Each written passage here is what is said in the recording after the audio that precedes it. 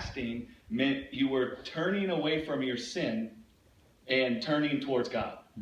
That's what it meant when you talked about prayer and fasting. I prayed and fast.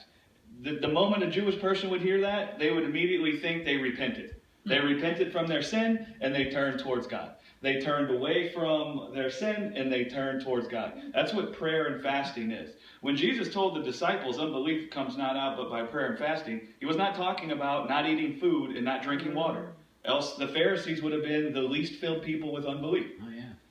Nor is unbelief in that passage talking about ignorance or any of those things. Unbelief in that passage is talking about belief unto the flesh.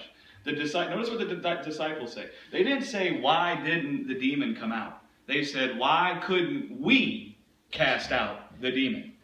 Big difference between why didn't the demon come out and why couldn't we? And so the disciples started falling into the pattern of trusting in their ability to throw out the demon. They were looking at the flesh. They were living by what they saw. They were looking at what they could do and what the result of what they did was. And so Jesus says this type of unbelief does not come out but by prayer and fasting. This type of trusting in the flesh, this type of belief where you're looking at your ability to do things, can't come out of you lest you turn away from looking at your ability, looking at the strength of the flesh, and turn towards God and his ability to do.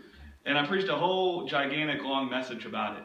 But fasting to the Jewish mind is not defined as only not eating food and water. It is defined as the depriving of the flesh.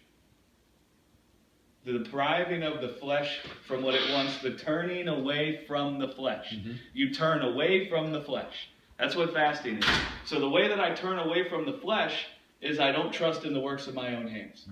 Now, if through the course of not trusting in the works of my own hands, I decide that there's some things that I want to do, I can do it. Because you can live by the desire in your heart. But to equate anything in the Bible, outside of filtering it through the Word that was made flesh in Jesus, is in error.